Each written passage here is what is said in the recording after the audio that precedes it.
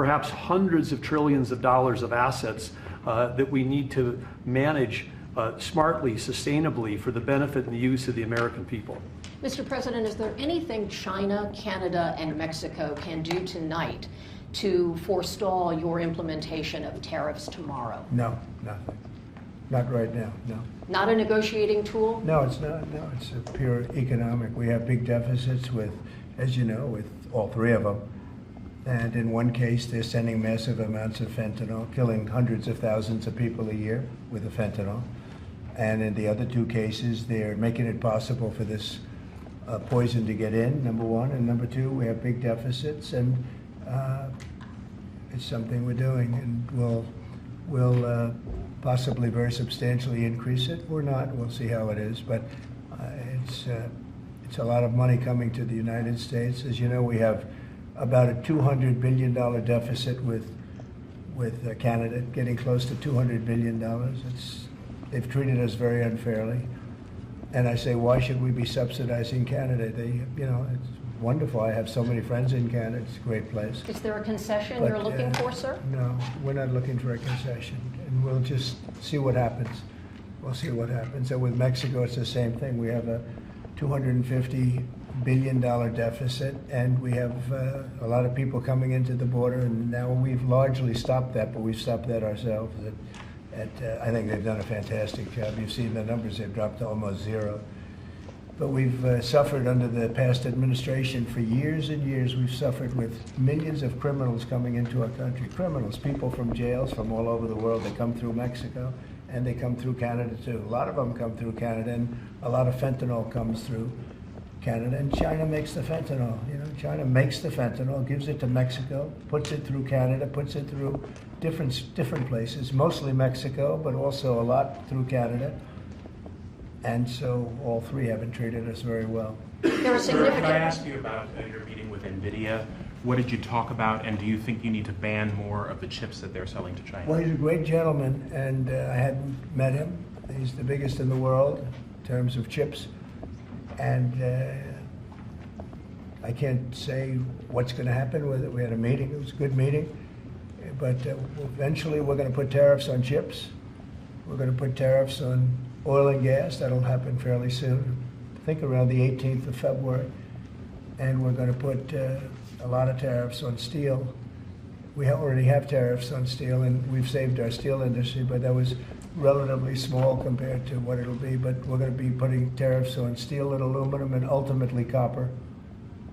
Copper will take a little bit longer, and that'll happen pretty quickly. It'll mean it'll be a great boost for our steel industry. It'll make our steel industry very strong. If I didn't put the tariffs on years ago on steel, which actually Biden left because there was so much money that they couldn't do anything about it, I think we would have lost. We wouldn't have one steel mill in this country if I didn't do that. We saved the steel industry.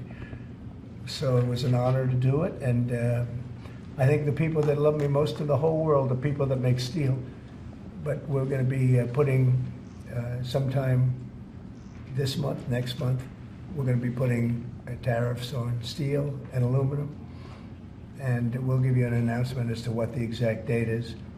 But it'll be a tremendous amount of money for our country, a tremendous amount. These are big numbers. And in addition to that, and you see the power of the tariff. I mean, the tariff is good. And nobody can compete with us because we have by far the biggest piggy bank. And so that'll take place very quickly. But also we'll be doing pharmaceuticals. And to bring our industry back, we want to bring pharmaceuticals back to the country. And the way you bring it back to the country is by putting up a wall, and the wall is a tariff wall. We were the richest country in the world. We were at our richest from 1870 to 1913. That's when we were a tariff country. And then they went to an income tax concept, and how did that work out? It's fine. I mean, it's okay, but would have been very much better. So we'll be doing pharmaceuticals, importantly, and drugs, medicines, etc., all forms of medicine and pharmaceuticals. And we'll be doing, very importantly, steel, and we'll also be doing chips and things associated with chips. And sir, what do you plan on talking with the Japanese Prime Minister about next Friday when you all meet? Well, he's coming in, next week. I don't know who he is for a meeting, and I have great respect for Japan. I like Japan. Prime Minister Abe was a very close friend of mine. What happened to him was so sad, one of the saddest days. But they're coming in to speak to me, and I look forward to it. Mr. President, on the crash, do you have any concerns that your commentary about things you have described as common sense or your observations could in any way interfere with the thorough investigation of the crash? No, I think they'll do an investigation. It'll probably come out the way I said it. I like to put it up front. I'm so tired of listening to things happen to our country and then people say we'll do an investigation, and 3 years later they come out with a report that nobody looks at. Especially, not in all cases can you do that, but in this case, you know, you had a helicopter that was, the Black Hawk was too high. It was above the 200 limit by double. It shouldn't have been there. And there were some other mistakes made too, and I pointed them out also, and I was right on all of it, but they'll still do an investigation just to check it out. But I think As that's Commander-in-Chief, are you at all concerned about opining about the Army and the conduct of that aircraft when you are Commander-in-Chief and these are the people who report to you and there is an investigation ongoing? This was all caused by bad rules, regulations, and other things by Biden, the What Biden tells you that, administration. sir? And when you look at the way they ran things, in fact, if you look, we hired, one of the first things I told them to do, I said, get talented people in those beautiful towers overlooking runways. You better get them in there fast because we don't have people there that are qualified. And you knew that because planes were landing very, very late. They were circling all over the place. We had people that didn't know what the hell they were doing. And sir, there are if you planes look, in the air excuse me. everywhere, and there are other air Excuse me. traffic. Excuse Pardon me, me. sir. We have to have the best people, the smartest people, the sharpest people as control tower experts. And that's what they have to be. They have to be experts, and they have to be very smart. And we didn't have our best. And if you read the quote that I read yesterday at the news conference, it talked about people that were psychologically injured were okay, and people that had lots of problems were okay. I'd read it again if you'd like me to, but I don't think I have Does to that waste give your you time. concern, though, sir, with planes in the air all around the country, people relying on that as safety? Are you suggesting there's an ongoing risk? No, I think there's very little risk, but I think that we have to make sure that this never happens again. Very, very little risk. And we're taking actions that this can't happen again. The helicopter, as you know, was out of its zone. Shouldn't have been out of its zone. It was at the same height as the airplane. Now, the airplane was coming down on its track. It was perfect. It was in perfect shape coming down, and something was in its way. You can't let that happen. And it won't be happening again. And this was all because of weak rules in the Biden administration. And we're just not going to let that kind of thing happen again. And again, I could wait and I could, give a report in 2 years like they always do. And sometimes it's obvious. In this case, to me, it was very obvious. And I think I've been proven to be very correct. Yeah. Mr. President, what do you expect from your meeting with Prime Minister Netanyahu next week? I expect a lot of good things. From all meetings, I expect good things. Marco Rubio, as you know, is going to make a tour of various countries in South America. He's going to be meeting in Panama, where Panama's treated us very badly. They gave him, rather foolishly, a thing called the Panama Canal, the most expensive project we ever built, if you look at today's numbers. Most expensive ever built. We lost 38,000 men.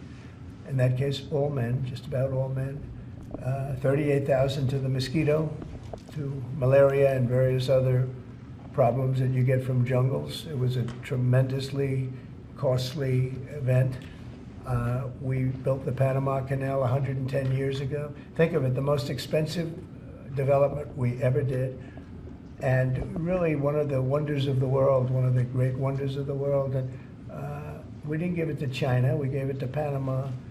And Panama's been ripping down all the China language signs. They've been working like mad to try, but about 70% of the signs were up and they were written in Chinese, and that's not the deal. So we're going to take it back. They've already offered to do many things, but we think it's appropriate that we take it back. They've totally violated the agreement. We have an agreement. They violated the agreement, and Marco Rubio's going over there to talk to the gentleman that's in charge. on Israel and Gaza, do you still think it's a good idea for Jordan and Egypt to be taking in Palestinians when they reject the idea and the Palestinians who are living now in Egypt? I think Jordan will take people, people from Gaza. And I think Egypt will take them also. I mean, I heard somebody said they're not going to, but I think they will. I feel confident they will. Mr. President, will tomorrow's tariffs include oil? What? Will tomorrow's tariffs be inclusive of Canadian crude? I'm probably going to reduce the tariff a little bit on that. We think we're going to bring it down to 10% on the oil. So it's 25% on the Canada side. Mr. President, are these tariffs stacking on top of already existing tariffs, or Yes, this will be the total? on top of whatever may be existing. Mr. President, ask you a question about Venezuela. Rick Cornell was seen on state TV shaking hands with President Maduro. Is there any concern that that might lend legitimacy to the Maduro administration? No, we want to do something with Venezuela. I've been a very big opponent of Venezuela and Maduro. They've treated us not so good, but they've treated, more importantly, the Venezuelan people very badly. We have tremendous Venezuelan population. I got 92% of the vote, the Venezuelan vote. Now we want to see what we can do to get people back in their homeland safe and free and all. He's meeting with a lot of different people, but we are for the people of Venezuela. We're for the Venezuelan Americans. If you look at it, we have them all in Florida, right around the Doral area. That's really, they call it Little Venezuela, right? And they voted for me close to 100%. So we'll see what we can do to straighten out the situation in Venezuela. Venezuela has been very unfortunate. I was very surprised when I saw that Biden agreed to buy a lot of oil from Venezuela, because Venezuela was just about finished, the dictator. And when that happened, it brought him back to life. You know, Biden went out and they buy millions of barrels of oil. I say, what's that all about? So we're not going to let that stupid stuff happen. So we'll see what happens. We're not happy with Venezuela. We don't like the way they've treated the Venezuelans at all. Mr. President, there have been some warnings or messages that government websites will be shut down this evening to scrub them of DEI content. Can you confirm if that's What's accurate? been shut down? Government websites, will be shut down this evening to scrub them of DEI content. Can you confirm whether that's accurate and if there are any concerns? I don't know. It doesn't sound like a bad idea to me. DEI would have ruined our country, and now it's dead.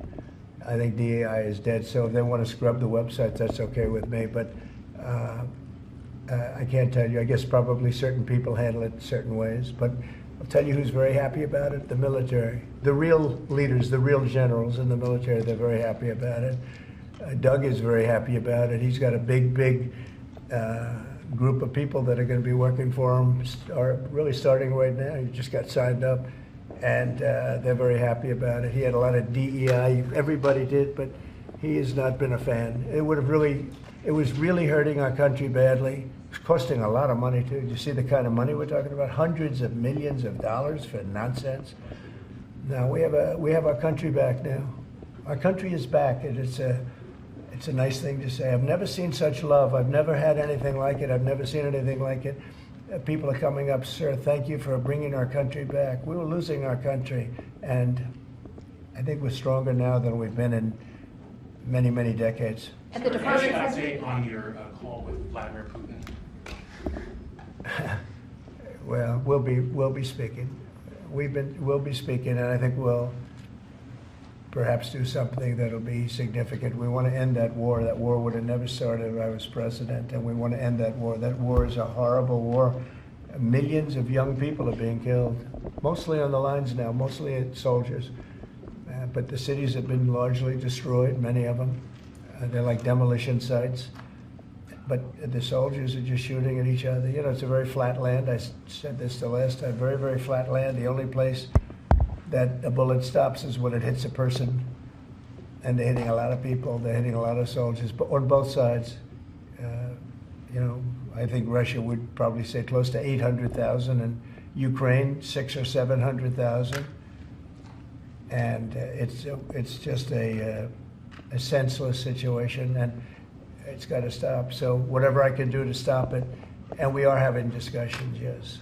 Ongoing, already scheduled and ongoing? Have you- Already talking, yes. So you've already spoken to Vladimir Putin? I don't want to since- say that, but we are having very serious Is discussions there a reason you about- don't want to? We are, well, I just don't want to say that. We're having very serious discussions about that war, trying to get it ended With Russia. with Russia, yeah. At the Department of Justice and the FBI, there are a number of high-level people who are being asked to resign or are being told they are going to be fired. Did you specifically request any actions at the Bureau or DOJ with respect to those employees? No, but we have some very bad people over there. It was weaponized at a level that nobody's ever seen before. They came after a lot of people, like me, but they came after a lot of people. No, I wasn't involved in it. I'll have to see what is exactly going on after this is finished. But if they fired some people over there, that's a good thing, because they were very bad. They were very corrupt people, very corrupt, and they hurt our country very badly with the weaponization. They used the Justice Department to go after their political opponent, which in itself is illegal. And obviously it didn't work. Are you going to impose tariff on the European Union? What does that mean? Are you going to impose tariff too on the European Union like you are going to do for Mexico and Canada? Well, you're asking me a question, because I'm sure you didn't hear.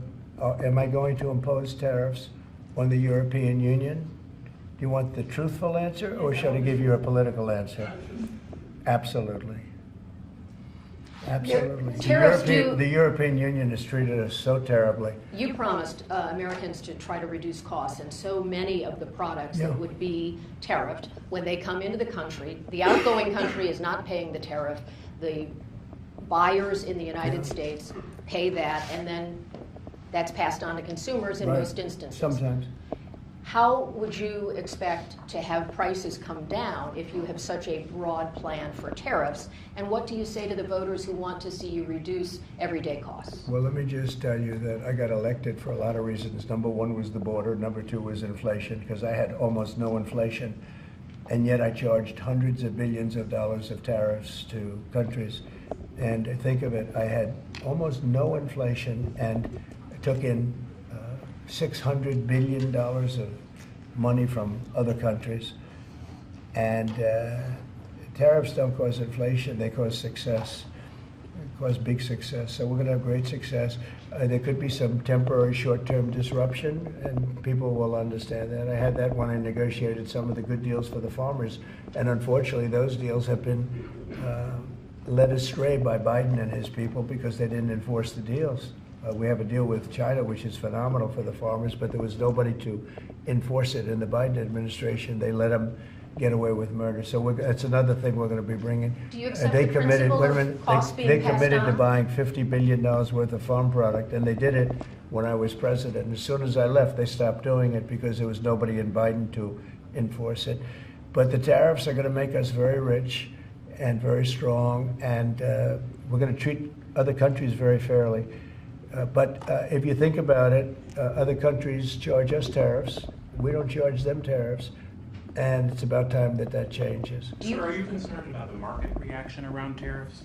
No, no. Tariffs, the word tariff is a very misunderstood word. You've heard me say, I say it kiddingly, but it's one of the most beautiful words in the dictionary. It really is. And we've been taken advantage of because others have charged us VATs. As an example, the European Union charges us 20% plus a VAT tax, called a VAT tax, very similar. And it costs us an absolute fortune. We are treated so badly. They don't take our cars. They don't take our farm products, essentially. They don't take almost anything.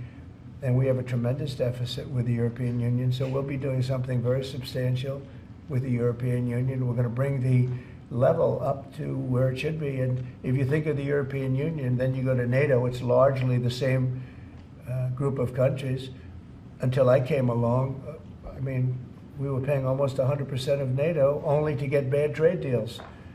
And now it's been evened out, but very unfair having to do, it was evened out pretty good. Actually, I did a good job. They paid $440 billion if you look at the Secretary General's report, and he was here recently and he said that. He said one of the most amazing things I've ever seen is what President Trump was able to do with these countries of Europe, of which he was in charge of them, but he couldn't get them to pay. I went over, I said, you got to pay, and if you don't pay, we're not going to protect you. It's very simple.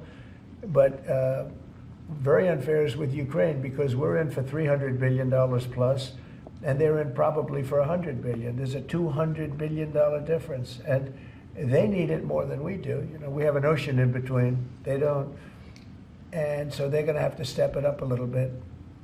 With efforts to reduce the federal workforce, whether it's offering what we've called the buyout package or other efforts, do you have any concerns that there will be employees broadly across the federal government who might take that up? And they're a part of the many different ways that agencies protect the public, from food inspections to water safety to I know, the air but traffic everybody's controllers. replaceable, and we'll get very good people to replace them if it turns out to be more than we thought. It could be a lot, it could be a little, we don't know, but we'd love to have them leave. We're trying to remember this. We want them to go into the private sector. It's our dream to have everybody almost working in the private sector, not in the public sector. We have many people, very few people came to work. They were, you know, it started more or less with COVID, but actually even before COVID. But it started with the COVID, they didn't come back. And then Biden let them get away with murder, and they, you know, we had federal workforce like 4% coming into the office, and that just doesn't work. You know, people can say it does, but it doesn't work. You have to be unified in a group in the office. It's just it was crazy. You don't know what they're doing, and then at some point we may ask them to certify that they didn't have two jobs, meaning were they really getting a check from us, the government, and then were they also working a second job and a third job, and, you know, on government time. And many of them will say that they did, you know, which is not legal, but it's a problem. It's a problem. No, we want to get that out. We want to clean it out. You know, people have been trying to reduce federal government now for 40 years, 45 years, and they haven't been able to do it. And this is a way of doing it, I think, very nicely. It's sort of a buyout, too. I think we're treating people very good, but people don't come to the office.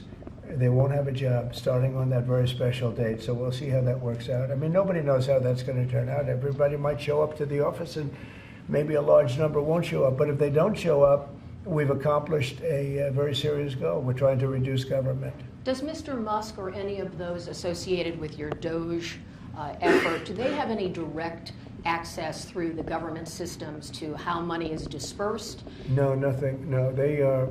This has nothing to do also with the federal cutting, you know, with this federal cutting. This is very separate. This is if you don't show up, you don't get paid. But DOGE, I think great progress has been made. We're talking about cutting over $1 trillion of waste. We're talking about waste. We're not talking about we're going to love and cherish Social Security, Medicare, Medicaid. We're not going to do anything with that other than if we can find some abuse or waste, we'll do something, but the people won't be affected. It'll only be more effective and better. And our country, as our country gets richer, the people on Social Security, Medicare, Medicaid, those people are going to be more secure. If Biden had gotten elected, Social Security was going to fail because the country was failing. It was going to fail. The country was going to fail. And therefore, the Social Security, Medicare, Medicaid, and all of the other things that you may get would not be able to be paid. Our country is getting very strong, and you see it. I think more progress has been made in the last 2 or 3 weeks than has been made in the last 4 years. I think not only has more progress been made in the last 4 years, it's, I'll call it deprogress. We went way backward as a country in so many different ways, from woke to all of the other things that took place that were so bad. You look at Afghanistan, how embarrassing that was. I think Afghanistan really started the problem with Russia and Ukraine. When Putin looked over and he saw how incompetently that was handled, I was getting out, but I was going to keep Bagram. Right now, China has Bagram. I was going to keep one of the biggest air bases in the world. They left it. But I was, other than Bagram, I was going to get out. And I wasn't keeping Bagram for Afghanistan. I was keeping it for China because it's 1 hour away from where China makes its nuclear weapons. And we were keeping it. So we have a lot of great things happening in our country, and we appreciate that you're here. And I'm really thrilled about Doug, and I'm really thrilled about his friend, Chris Wright, who's a legend in the oil business, right? They keep telling me, Catherine, he's like a legend, and he's a legend too in a lot of businesses. And we have an amazing group of people working with us. There's a man behind me who became a tremendous success. He was not a wealthy man. He didn't start off a wealthy man, and he ended up a wealthy man. And you know, that's a great talent. And he's willing to sacrifice so much and to put it to work for our country. Watch the job he does on the interior, but in particular on really making our country very, very wealthy by utilizing it properly. And at the same time, environmentally, he does it he's very much an environmentalist. He's going to do it very carefully and very painstakingly good. But you just watch what happens. And working with the Department of Energy, where his compatriot, his friend, and also considered the most talented man in the oil business, is the head of the Department of Energy, and they work together. It's almost like a partnership. It really is a partnership. And watch what that does for our country. It'll be a fantastic thing to see. Thank you very much, everybody.